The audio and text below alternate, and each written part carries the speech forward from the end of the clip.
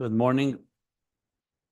We're in the middle of the Maamorei of the Mittler Rebbe, Mik Hashem Elokeinu, Hamagbi L'Sheves, which began on page 361 in the Maamorei AdHamtz Bereishis, and we're now up to page 380.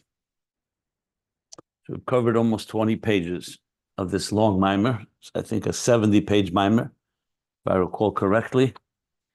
It goes 361 till 434. So,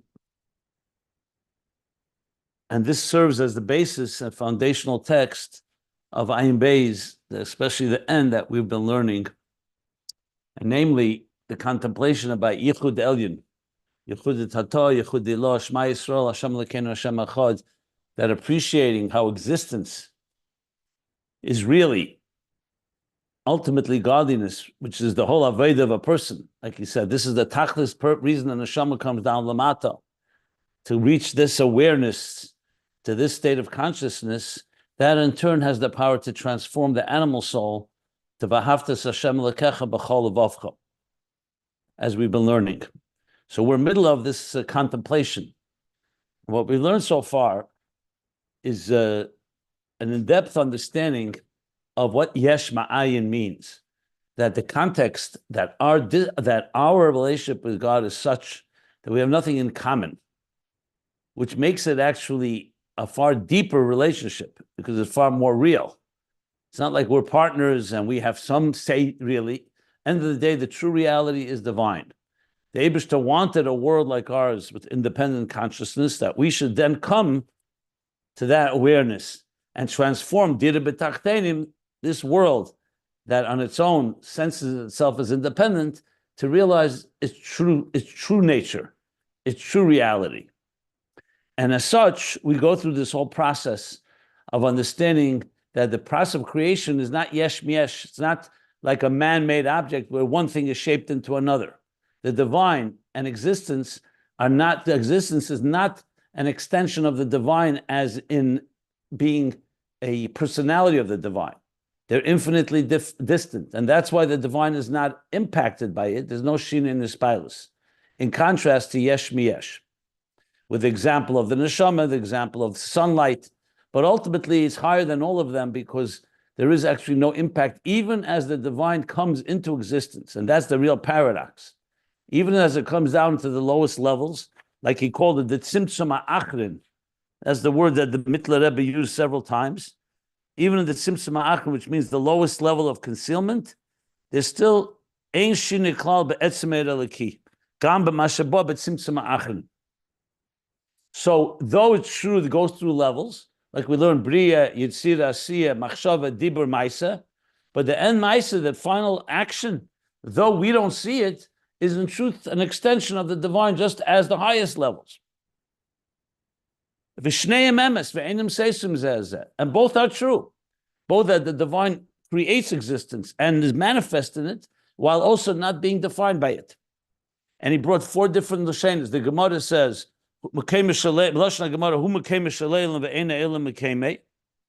the truth is below, they say it's the Medrash Rabbi. He says the Lashon Gemara, sometimes Gemara Medrash, but it's a Medrash, that he occupies, contains the space of the world, but the world does not contain his space.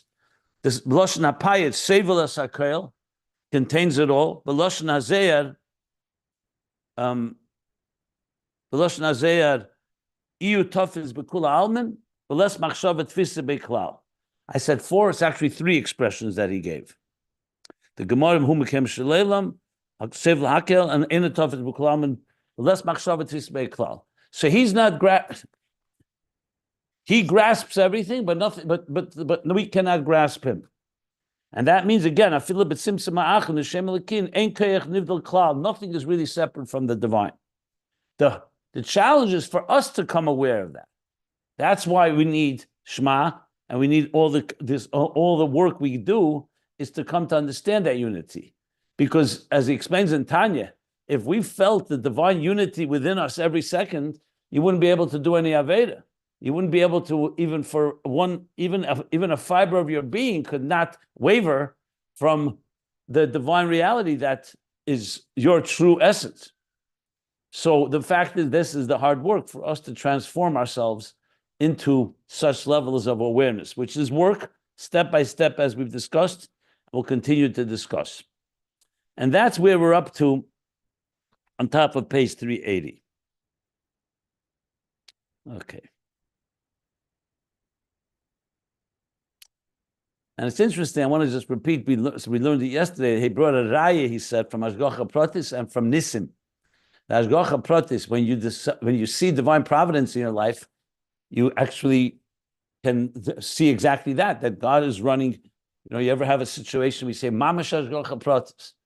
That means even in this world, where everything is concealed, and we can deny God's presence, you suddenly see God's presence right in your life. That he gave an example for being no shinui, because that divine presence is happening right now. Sometimes we see it, sometimes we don't. The same thing with Nisim and Niflois. So you see from that the Elokeinu is here, just as it is above. That's what these indicators, this is what Hashgacha Pratis and Nisim indicate. They reveal to us the divine, and that's actually the reason why we have them. From time to time, God does a miracle in order to wake us up that don't think that the divine is not here in full intensity. Because very often it's easy for us to come to that conclusion because of the difficulties or challenges of life. You see pain, you see suffering.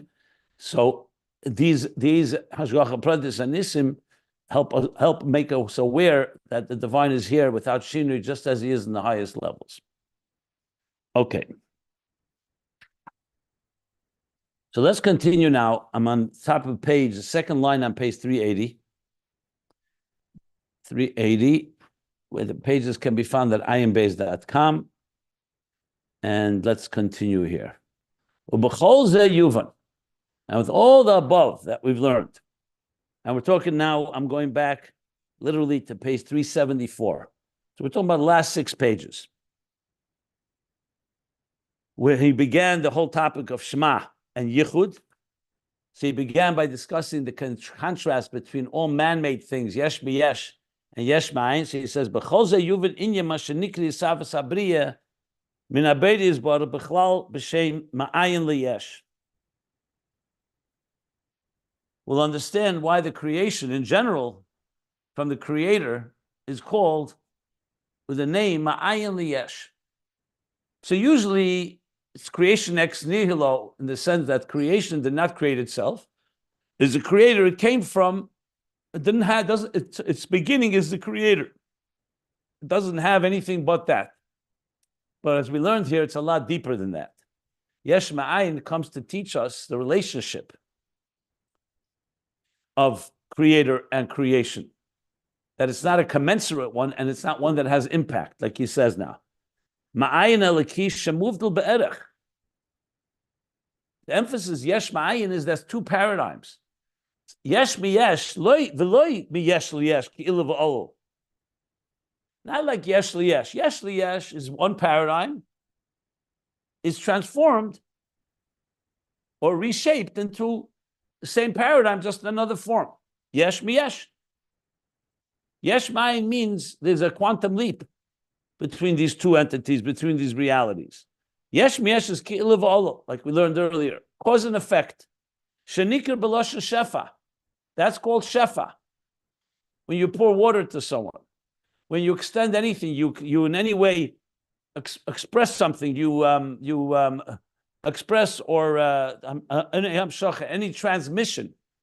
So in a transmission called shefa, you're talking about something, an entity, and part of that entity is transferred over to someone else, like everything in existence. Shema muhus lemuhus. That's from muhus lemuhus, meaning from the personality to another person, the same person, from this personality to that personality. It's not from ayin to yesh. We're there, like we'll soon learn, is like a reflection.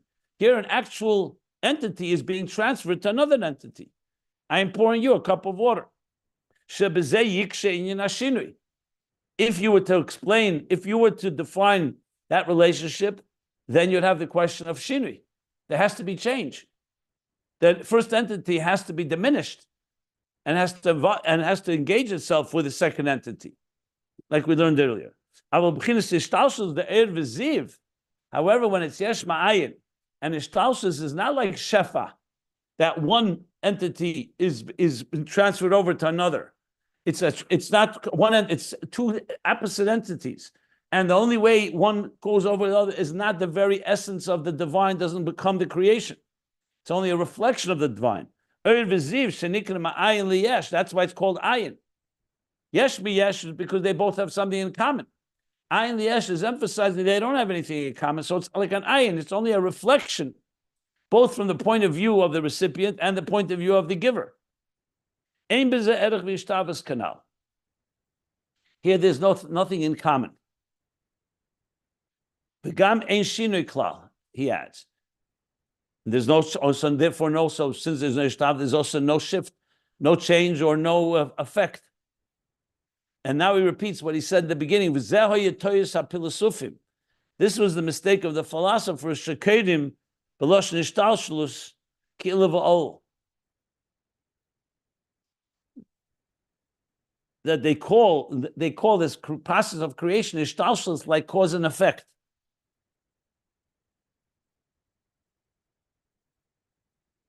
And therefore, the issue of shinui comes up. But we're saying here it's not that way.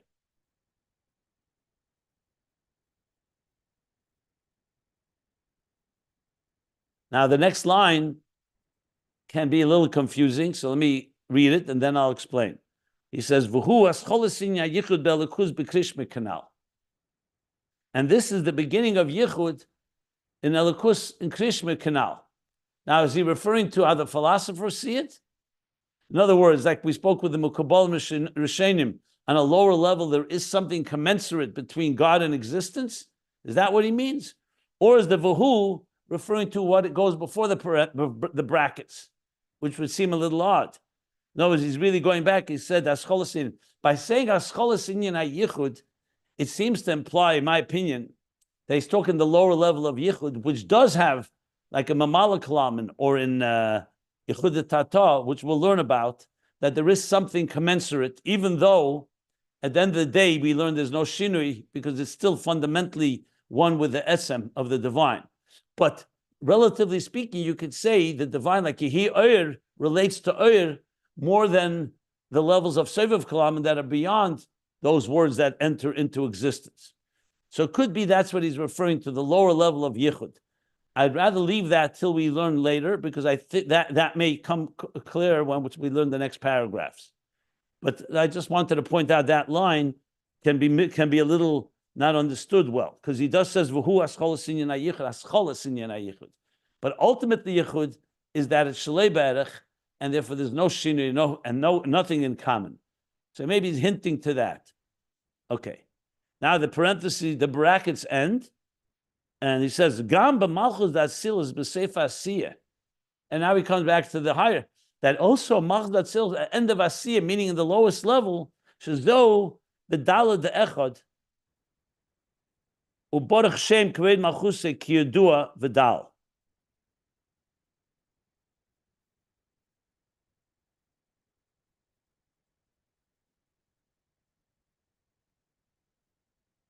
So this idea that there's no erech v'ishtavis is talking even in malchus of Atzilus, the lowest level, the end of Asiyah, that is the dalit of Echad,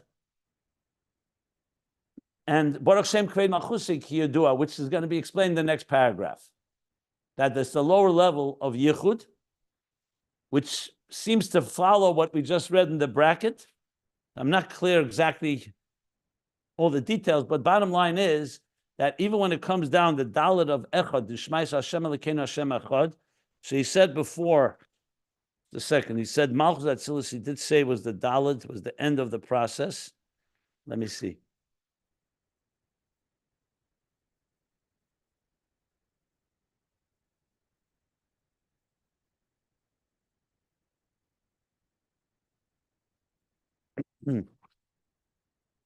And Baruch Shem Kei Malchusei, because we're going to learn shortly, as we learned in Ayin Beis already, that the two part that Hashem Elokeinu is Yichud Elah and Hashem Echad is Yichud Tata, or in general Shema is Yichud Elah and Boruch Shem is Yichud Tata. So even though he's saying it here, but as I pointed out a number of times, the Mittler Rebbe sometimes begins a topic before he elaborates on it, and he's going to elaborate shortly on this topic. But bottom line that we need to keep in mind is that the key focus here is that creation is Yesh Ma'ayin. And even the lowest levels of the divine that manifest in existence are still a level of ayin that are infinitely distant from existence, even as they engage. Like he said, God contains existence, but existence does not contain him. And that's what he's referring to even on these lowest levels. And that's still Yesh Ma'ayin, not Yesh Miyesh. However, it seems to suggest that there is an element of Yesh Miyesh on lower levels, but it's really, at the end of the day, really Yesh Ma'ayin, as I just emphasized. Okay. So any questions on what we just learned?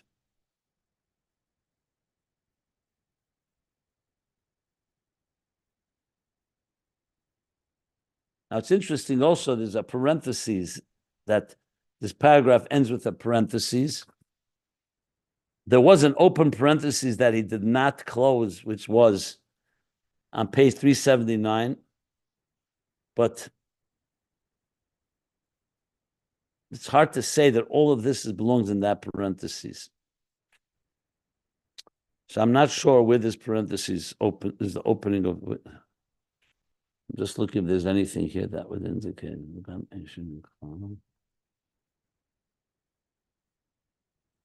Okay. This last parenthesis is confusing to me.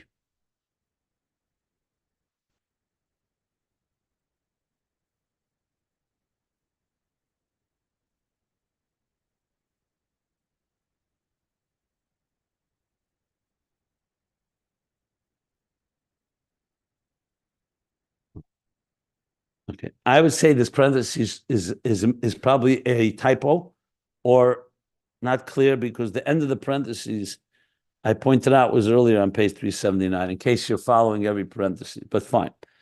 We don't need to elaborate on that. Okay, no questions, so let's continue on.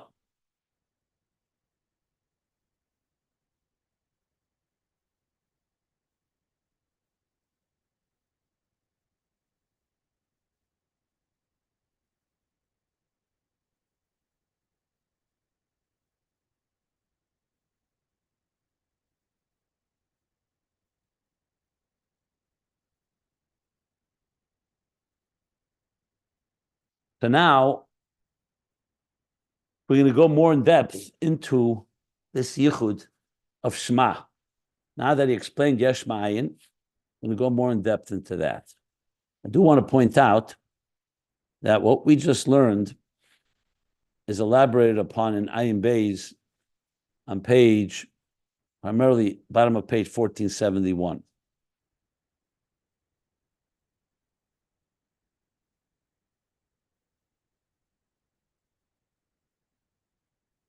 Looks like Ha'ara. Just want to see if there's something I should draw from there that may be helpful here.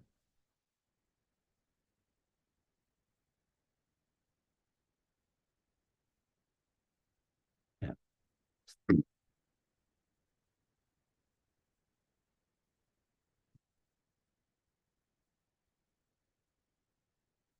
So we still have a dilemma here. Though we understand that the divine energy, even as it comes into existence, retains and preserves its original integrity, but the dilemma is, how about us? That God, there's no shinui understood. He's not affected by this flow, but we are. The lower you go, the more independent we feel. And the goal is not to annihilate our independence, but to transform it. Or in the language of divine soul and animal soul, we don't want to destroy the animal soul. We want to teach it to love God.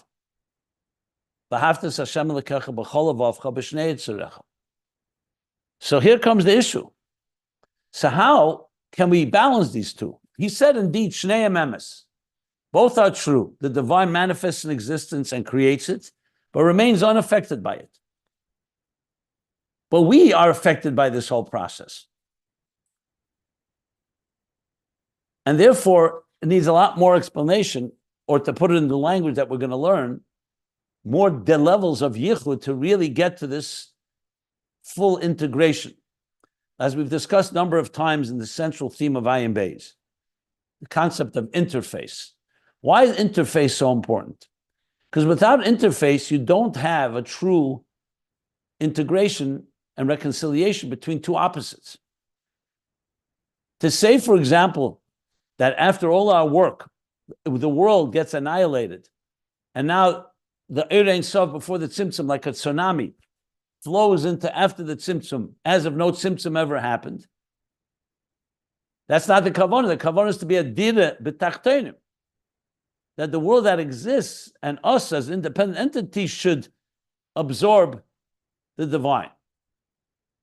To say, on the other hand, that the divine remains intact, but we're not fully aware of its highest levels, is again not an interface. So the true interface essentially compels us to have to find ways that we, as distant as these two realities are, find ways where we can relate to each other. So just like a translator takes two different languages, Hebrew and English, he's able to translate between the two. So all of Seder Shtalshelus is a form of an interface. But more specifically, as we learned in Ayin Beis, which is taken straight from this Maimer, which is taken at least briefly from the Alter Rebbe's Maimer in Torah, is that there are two levels of interface, Yichudi Tata and Yichudi Law. Yichud Tata means that instead of a fragmented universe that is driven by its independent interests, we come to a Yichud, we come to a focus, but it's still Yichud Tata. It's a lower Yichud. It's a Yichud on the terms of existence, where we come to understand that all of existence, our parts, are all connected, one with the divine energy within it. A little like how science sees the world.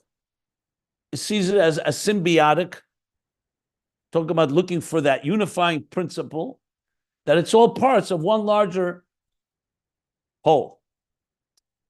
Yichud Allah is not on our terms. That is a yichud, that how God sees existence. How God sees existence is just simply divine energy that's concealed from us. That's like bittul mitzvah. So it's not bittul hayesh. It's not looking at existence and showing how existence is all, instead of being separate pieces, disjointed pieces, are all part of one story. But it's deeper than that. It's a story of godliness that is higher altogether than existence. And then, as we learned, is the yichud of both yichudim. That each one with its mila, the first one that is really more on our terms, the second one, it's on God's terms, they come together in a third level where God is beyond both. And that's the ultimate place we reach. And when we understand and come to appreciate that and internalize that, then we have the total picture of both existence and the divine, and they're not a contradiction. And indeed, they're actually one, which is what we learned in Ayin Beis. And that's where we concluded with Ayin Beis. That was the last lines in Ayin Beis, were literally what I just said. I'll read it inside in Ayin Beis. I'm reading from Ayin Beis. The last page, 1477. So he said those words. He says that he says like this. The Yichudim, both of them, behind the Bechinis, Ayin Shalei Yeshu, Gam Kem Atzmusi is Boruch, Yichud Bei Betachlis, Bechinis Mishalei Bechinis. Then he says like this. Alkein Gam Kamei Shabab is Gas Had Yichud Betachlis Batzmusi. Umemele Kamei Kein Gam Kol Mash Nisava Hakol. Hakol Bechinis Hamshok Min Atzmus. Since the Tzimtzum itself, and since the Ayin itself, and the Oir all come from Atzmus, so also everything that's created is Hamshok Min Atzmus. Yichud Bei is Boruch Betachlis Yichud. And that's Hashem Elokeinu, Hashem Echad. V'shneim heim beposik Echad, lemahave Echad v'Echad, shegam Yichud Tato, u'b'chinis Yichud, kama Yichud Eloah mamish. Those are the last words of Ayin Beis. That is based on what we have been learning, but what we're mostly going to be learning going forward now. So this is a framework of how we climb the ladder or the stepping stones, where we begin with a very limited vantage point of seeing the world through our own lens, through our own eyes, in a very defined way. In our time, our space, everything is finite.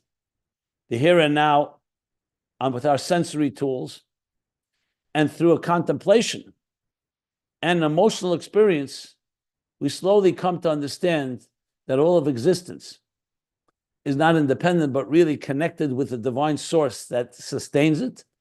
And that divine, as we go, goes higher and higher to the point that the divine is completely beyond existence.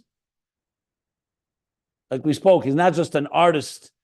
The art is teaching you about the artist, but you come to realize that God is beyond being an artist and beyond all of that. And then that ultimately, that the art that he created, existence that he created, is all an extension of these levels that fundamentally are beyond it all. So it comes down to the paradox ceases to be at some point when you realize from Asma's point of view, there is no paradox. But from our point of view, that takes a lot of work. That's why Yichud Tata itself is a lot of work. Then Yichud Ilah, and then ultimately, as we're going to learn, the Yichud of both of them, or in the language that he's also going to use, Das Tachten, our perspective, meaning God as, or you could say it, our perspective as the divine manifests through existence, the perspective from below, also the perspective of the divine from below, Das Elyon, the perspective from above, and then V'loinus Kan Alilis, where he says, Kel Deus Havaya, that God joins both of them together, meaning he's above both of the Deus, as we learned in Ayin Beis, and now we're going to learn in the Mitla Rebbe's Maim. And all this is setting a stage as we do this properly. And I always point out, academically, you could try to understand this with mathematical, the 3 steps and all that. It's not really understanding it. That's just very technical. The real experience and appreciation of this is when you experience it. When you can experience in your life these different levels of Yichud, then you're getting places. Without that, it's just abstract philosophical talk, which is maybe a good place to begin because first we have to understand the concept. But ultimately, the real appreciation of this is when you actually live it and experience it in your own personal life, which we'll discuss as well as we go along here. So this is a short introduction to what we're going to be learning now as we go into the whole discussion of the different levels of Yichud. And most importantly, what I laid out here is why we have to go into these details. Because as much as we learned about Yesh Ma'ayin now, it still doesn't tell us how do you and I, where we are in our limited point of view, get there. How do we get there and understand it? Yes, we understand it's Yesh Ma'ayin, that God is infinitely different than us, that he's not affected by us.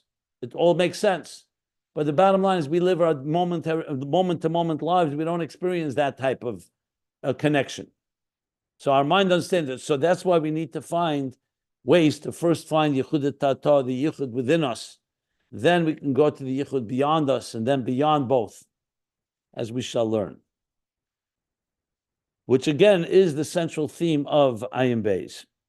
So, a lot of what I'm saying is what I said yesterday. To really appreciate all of this, I would definitely tell you, as much as we learn it here together in this class, the more you review it on your own, the more you go over it and explain it and write it down and do whatever it takes to absorb, the more you'll be able to really appreciate it. Because there's only that much that can be said in a class at a certain point. You know, there's things that can explain what it says on paper, but this is far more than a documentation of ideas. This is really ultimately an experiential journey. So like me, I can explain the song, but you have to listen to the song yourself. And you have to, the song has to touch you. So, as I said, I will do my best explaining, but at the end of the day, for it to touch you, for you to experience and really go on the journey, then it requires as much work as you can invest.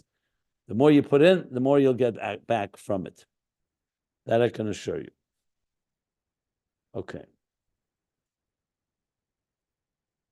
So the Mitla Rebbe continues now like this. Ubechol hanal yuvan.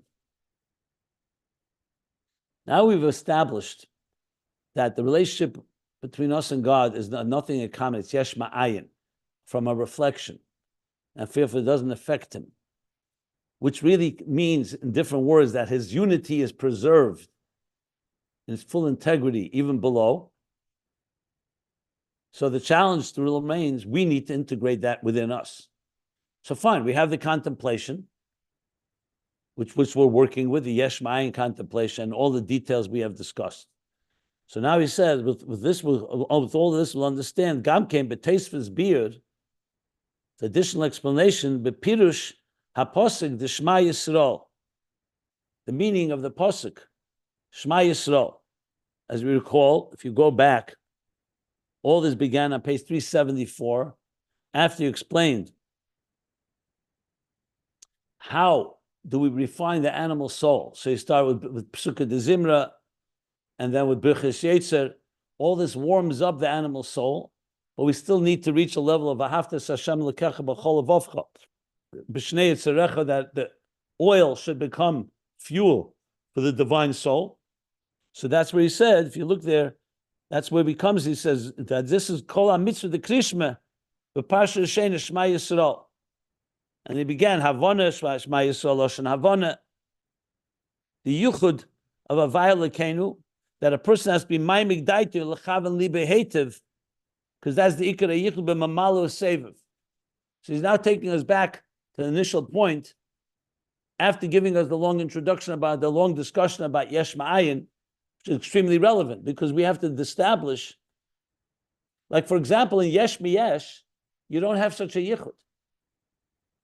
When you, for example, a teacher conveys an idea to a student, or they gave the other examples, Asher Tan Anis, you give charity to someone that's in need, or the transferring of water from one entity to another. And there was a fourth example that he gave, Yesh Miyesh, back on 3I-74. The sun and the moon. So there, besides the fact that there's a shinui, and there's something in common, there's also no need to create a yichud. It's not a total yichud. The teacher is not the student. Your cup of water, even though it came from the pitcher of water, but it's now your cup of water, it's separate. And the same thing with all the other examples. There's no mitzvah to say yichud, that original entity is completely integrated, it does not in any way altered. By Elokus, that's not the case. If you remember in Torah Shalom, we learned, he said the mitzvah of Yichud, he says there's no mitzvah to be miyachad atzilus with biyah. The mitzvah is an atzmus, that there's one atzmus that's everywhere.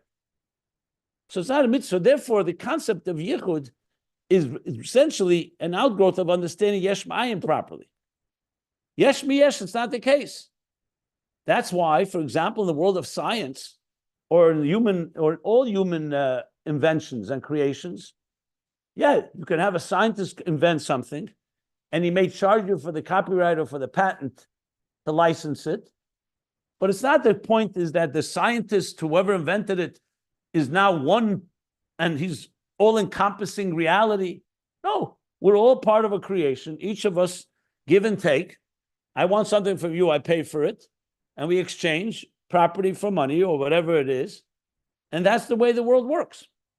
The concept that there's one all-encompassing unity that's higher than everything, and everything is all part of it, is only when it comes to Elokus. So that's why the mitzvah Shema Yisrael Hashem Elokeinu Hashem Echad, you say in Hashem Elokeinu Hashem Echad. You don't say it on anything else. You don't start saying Echad on anything that's a man-made creation. That's not the goal. Yes, two people can love each other. There are people that can connect with each other. We can join Avos Yisrael, Achdus Yisrael. So first of all, that's also part of bringing godliness into our lives. But the main point is that Yichud, the real idea of Yichud, that there is one reality, and that is God, is exclusive to godliness. So now that we understand that Yesh Ma'ayin concept, so he says now, the taste was beer, the pasuk Shema Yisrael. And here, you may recall this, and if not, I'll remind you, on page 1366, on 1466, sorry. On 1466, and also again on, this is very interesting, on page 1472, he's now going to start explaining Yichud Allah and Yichud Tata. Where do we see that in Shema? says Shekelel Beis Yechudim. This Shema Yisrael Hashem Elokeinu Hashem Echad is not talking about one level of Yichud. It encompasses two levels of unification. Yichud Elah, called higher unity, Yichud Tata, a lower unity. And where do we see that? So he says that's Bedalet Shel Echad, Boruch Shem Kved Machuse Leilam Vad. Which seems to suggest that Yichud Elah is Shema, but the Dalet of Echad, which refers to the Dalet Ruchas Elam, and Baruch Shem Kved Machuse is Yichud Tata. Now in Ayin Beis he didn't bring that. I don't believe the Dalet of Echad. He just brought Baruch Shem Kved Machuse Leilam Vad. But here he also says the Dalet of Echad, which is consistent with what he said in the previous paragraph, that Malchus Asilif is the Dalet of Echad, because it's already the divine as it relates to existence. Ubederech Prat Yeser, and more specifically, if you break it down more specifically, Hine Maamorei or Ba'emrim Hashem Elokeinu, that's Bechinis Yichud Elah. In Shema itself, we also have these two. Hashem, we say Shema Yisrael, Hashem Elokeinu, Yichud Elah. Hashem Echad, Zeu B'chinis Yichud Tata. That's Yichud Tata. So he gives us two interpretations, Yichud Elah, Yichud Tata, and this is exactly what Ayin Beis did on those pages I just mentioned. There he brought the Arizal, like he's going to bring here in the parentheses in a moment. So again, just to make it clear, one is Yichud Elah is Shema, the whole Shema, and Baruch Shem is Yichud Tata, and the Dalet of Echad is also Yichud Tata. That's what it sounds like.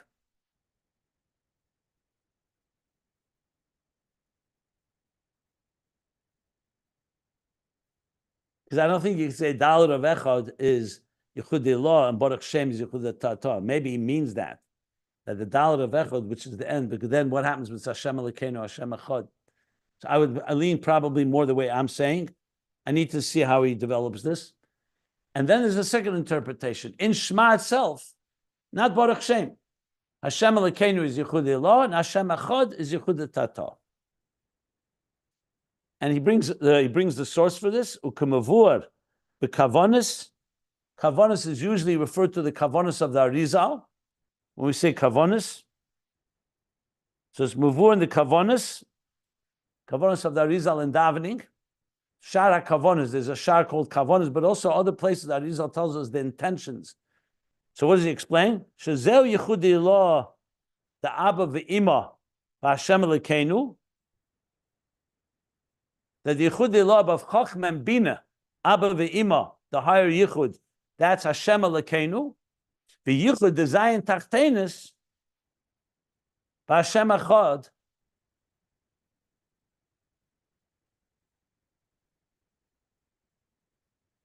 and the yichud of the Zayin Tachtenis, Chachma Bina is Moichin, is the first spheres.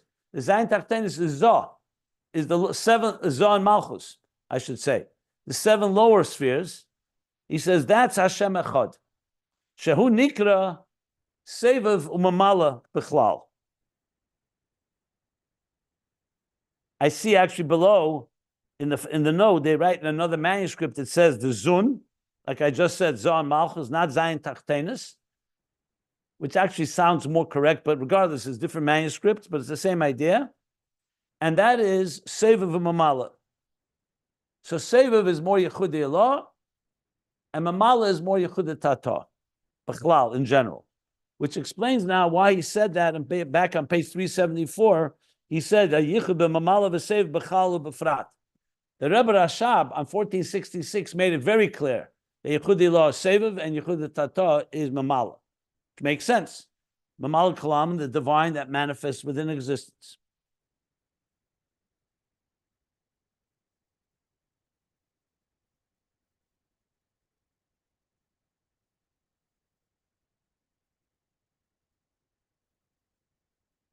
One minute.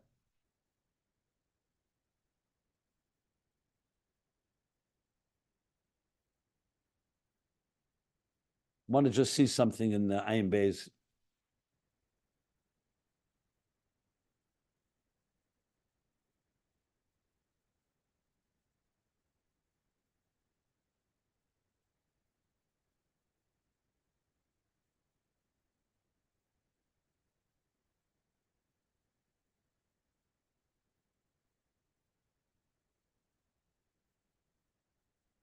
Yeah, in Ayin Beis at the bottom of 1466, he clearly says, Hashem Elokeinu Yichud Avo, Hashem Echad Yichud Zun.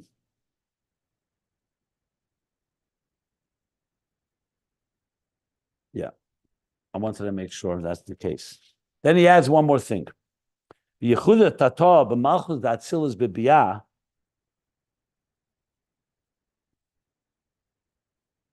that the lower Yichud in malchus of Atzilus, as it goes into Biyah, Zehu Dalad Rapsi de Echad. Going back to the word Echad in Shema. The large Dalad in the Echad. Sheshosha ba'ayni Rapsi de Shema bebina. That Dalad is rooted in the last letter Shema. Also has the ayin is written large, a large ayin. That's the ayin of Bina. Like he just said Shema Yisrael, so I guess Bina, Chachma Bina, the higher level. And now he's adding that the Dalet Apsi of Echad is rooted in the ayin of Shema and Bina.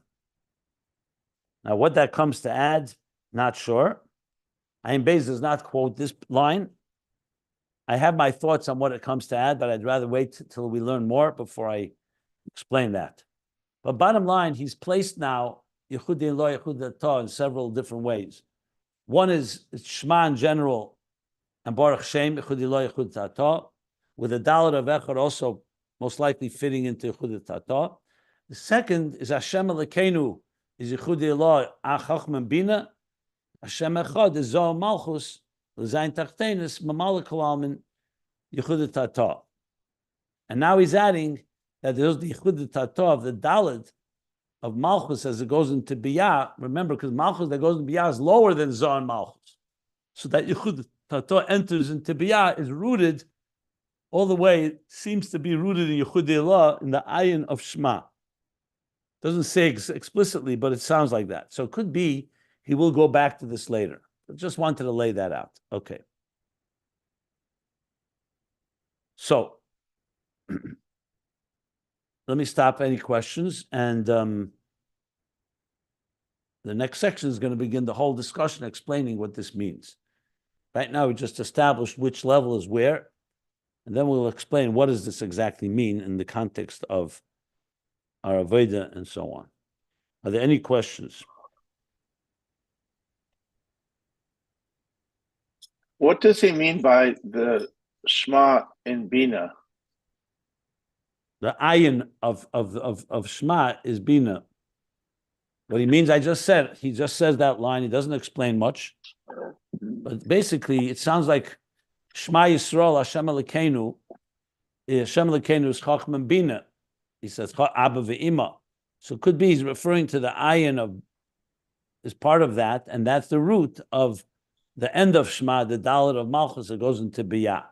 In other words, what we may learn later is that in the lowest levels of Yichud Tata, it adds something as we go up into the Yichud Law level. But I don't want to speculate because he hasn't said it yet. He's just laying it out. He's just saying the Dalet is rooted in the ayin. Yeah, but I mean the focus on Bina. I mean, it's the level of Bina. He's telling us the fact that it's the level of Bina. He's not explaining it. I can't add anything that he doesn't say. I'm not going to go speculate. Let's see if maybe this, he's laying out a certain statement that he perhaps will explain later. That's what I would assume. And if he doesn't explain it, we can always go back and see if we can figure it out. Okay, thank you. Yeah. Any other questions?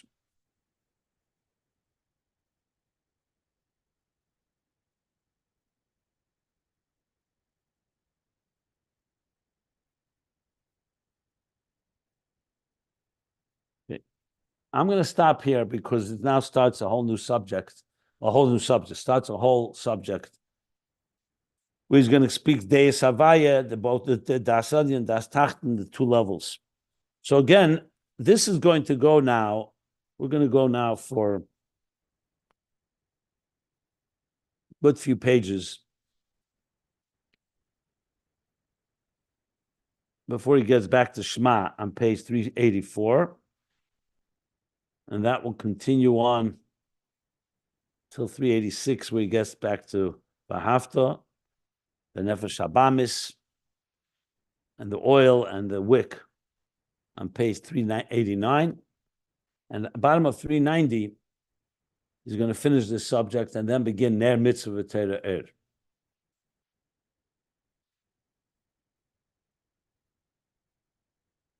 Yeah.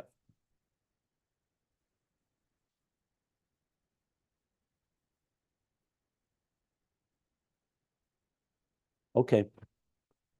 So we shall stop here. Close to the beginning of the second paragraph on page 380.